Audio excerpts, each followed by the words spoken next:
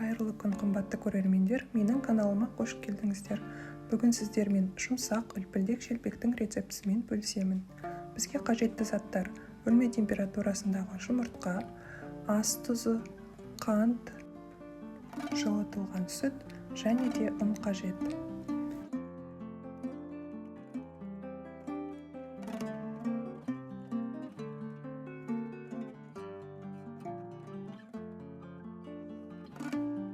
Барлық ингредиенттерді видеодағыдай кезекте қосып, қолымызға сәл ғана жабысып тұратын жұмсақ қамыр илеп аламыз. Қамырымыздың иі қанғанша 20-30 минут беті жабық ыдыста тұруы қажет.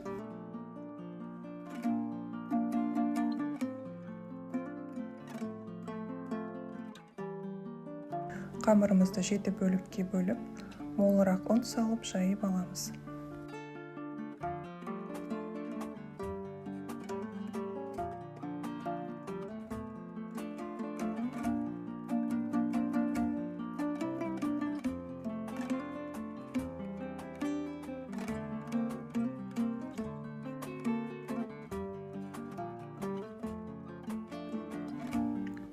Шелпектердің өлшемін өзіңіздің қазаныңыздың мөлшеріне қарай шамалайсыздар. Піскен кезде өлшемінің ұлғаюын ескеруіміз қажет. Менің шелпектерім 20-22 см болып шықты.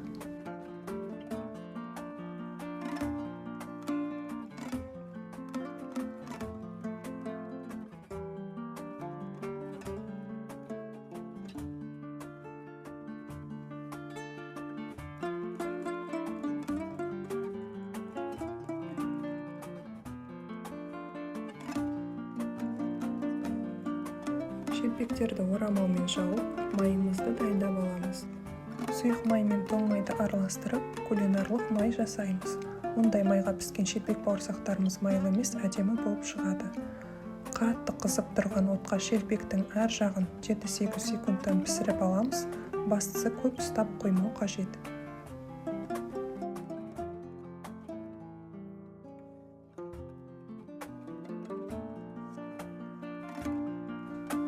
Мен әрбір шелпектің ортасына қағаз сөмкесін салып отырамын, бірақ бұл міндетті емес.